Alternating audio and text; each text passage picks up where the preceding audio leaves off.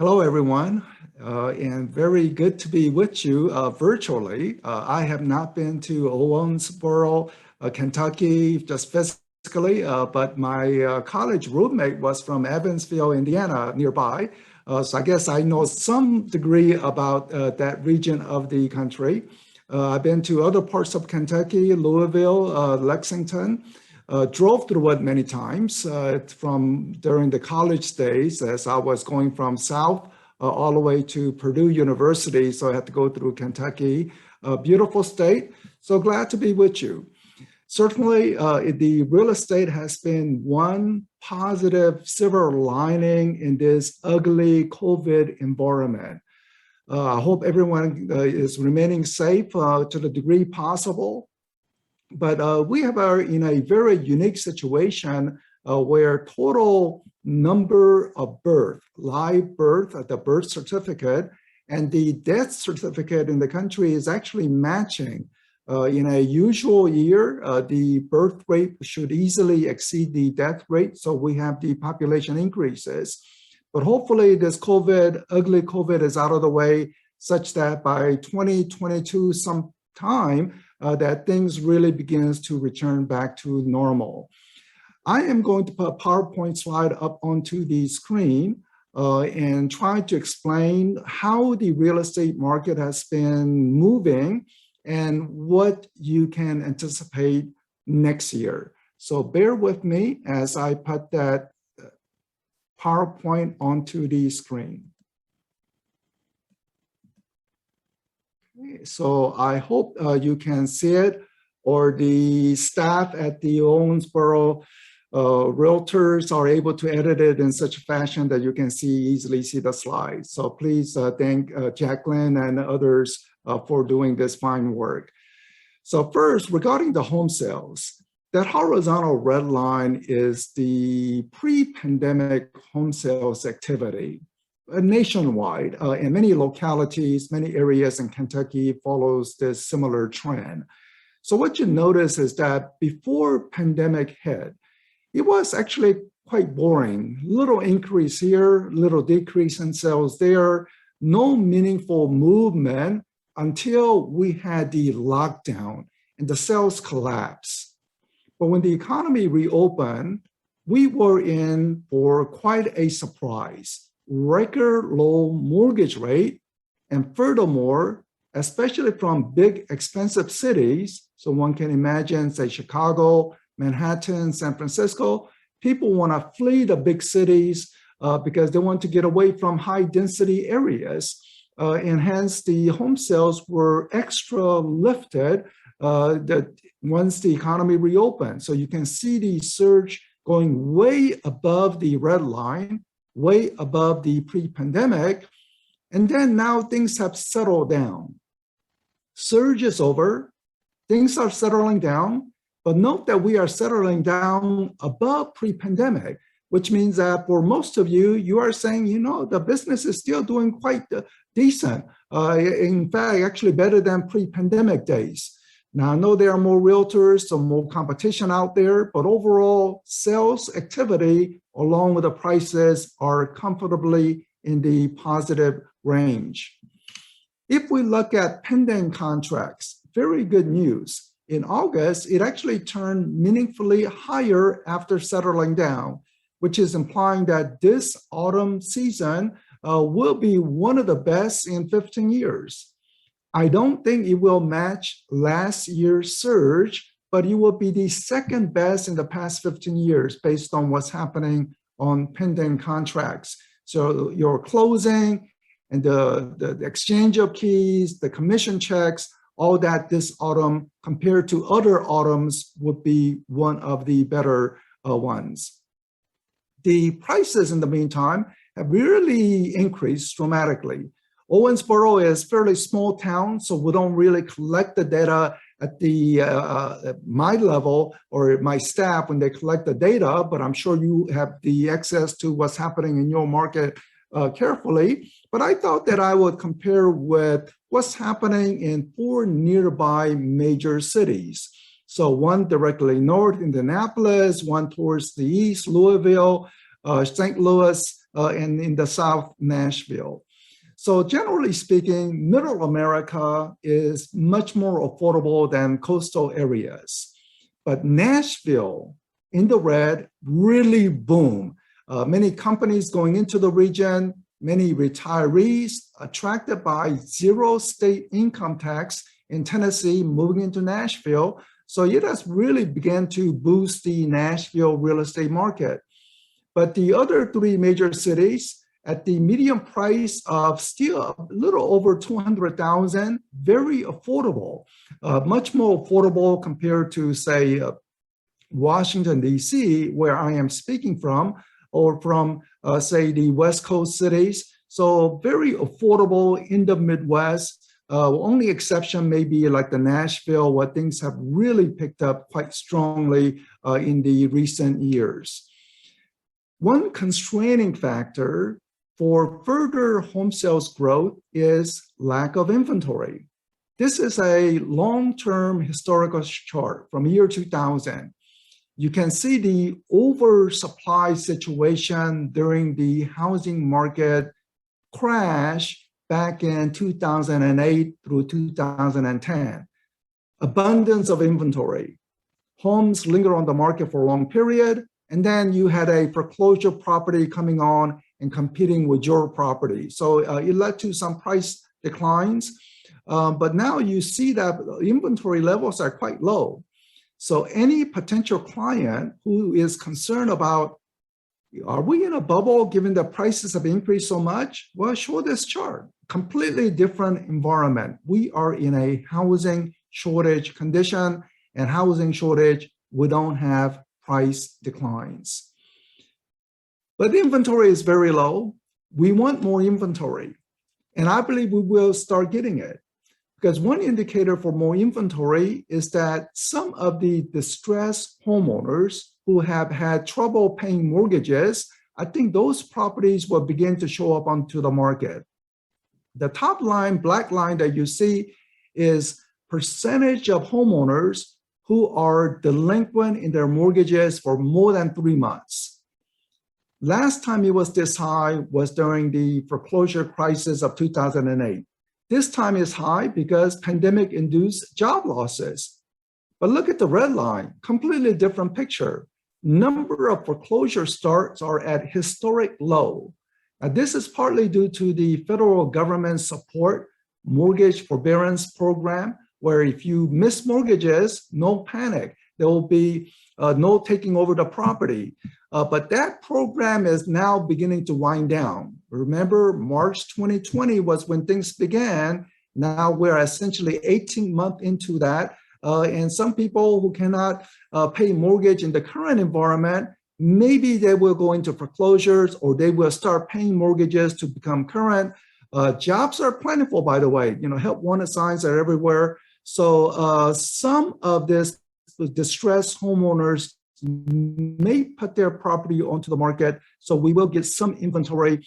And also, given plentiful buyers or real estate investors, any foreclosures that come onto the market will be snatched up quickly. It's not like 15 years ago when it just lingers in the marketplace.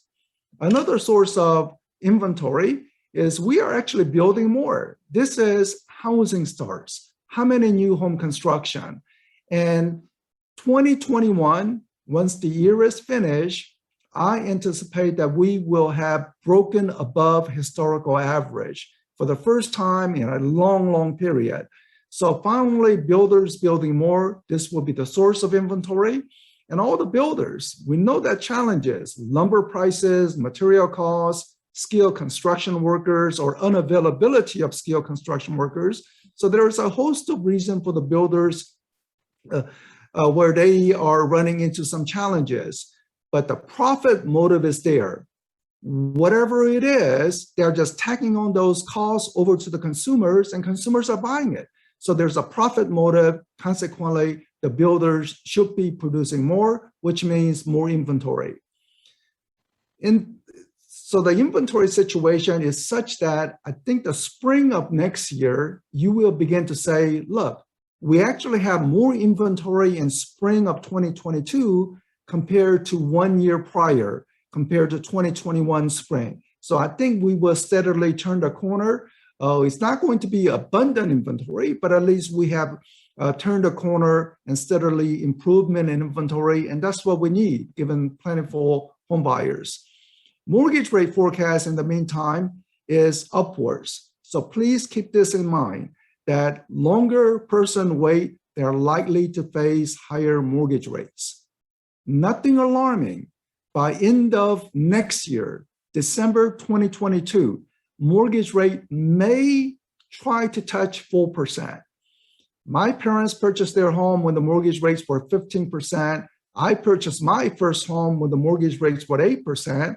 So the 4% mortgage rate, people should be cheering, but it is certainly higher than what we have been accustomed to in the past 12 months. So going from 3% to 4%, that's going to squeeze some of the home buyers, especially in places like Washington, D.C., San Francisco, expensive markets. But in middle America, I think the monthly payment increase will be much more modest, so it should be manageable, but be prepared for slightly higher mortgage rates.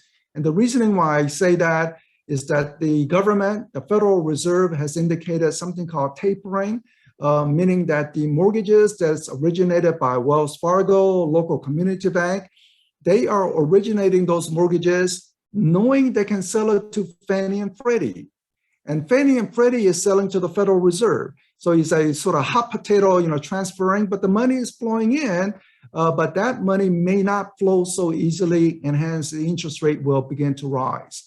Another part is that sometime next year, my best guess, summer of 2022, Federal Reserve will actually raise interest rate. So that will filter in, and the mortgage rates will also inch higher from that. The infrastructure spending package, there's a big debate within the Democratic Party.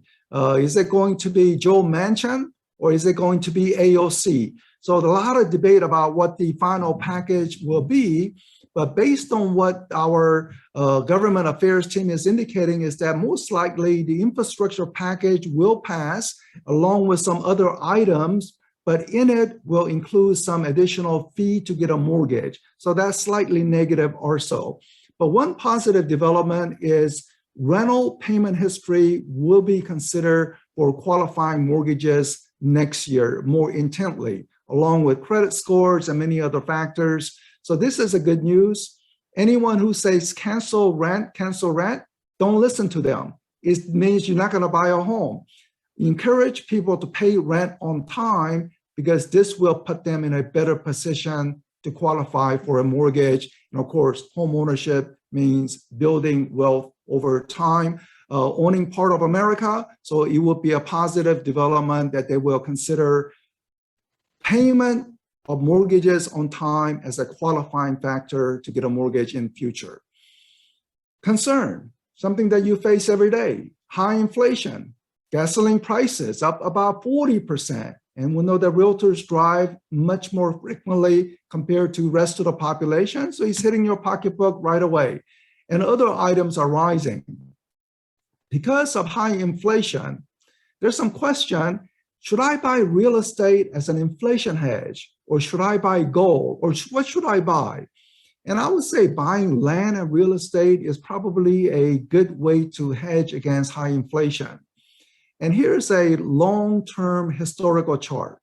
1970s, high inflation. You went to the grocery store, everything became more expensive. Next week, even more expensive. So during that high inflation time, home prices were rising 9.9%, better than consumer price inflation. Then in the 1980s, when the mortgage rates were shooting up to 18%, surely home prices collapsed. And home prices did not collapse. It actually rose 5.5% per year average in the 1980s because the rents were rising. Rents were rising along with the consumer price inflation. So you can see by comparison that essentially home prices always either matches or outpaces the consumer price inflation. So if there is a concern about inflation, and how do you protect against inflation? Buy a home. That has at least historically shown to be a good return. So the forecast is that home sales in 2020, during the first year of the pandemic, actually increased. Again, the silver lining, the home sales surge. 2021, once the December figures are in, you tally up the number, you should be meaningfully better than 2020. Didn't I say earlier that we are over with a surge? So why is the home sales in 2021 meaningfully higher? And the answer is we have 12 months of sales activity in 2021. Last year, we had a lockdown, few months, essentially a shutout. So that is why home sales would be meaningfully higher, but home sales will come down a bit in 2022 because of higher mortgage rates. So higher mortgage rate will begin to squeeze away some of the buying potential. One final chart is office market is the one sector that's not recovering. And I would say this is actually a good news for Owensboro region. And the reason is if you don't have to work in San Francisco, you don't have to work in Chicago every single day. Some people may be considering, why don't I go to the exurbs, the next county?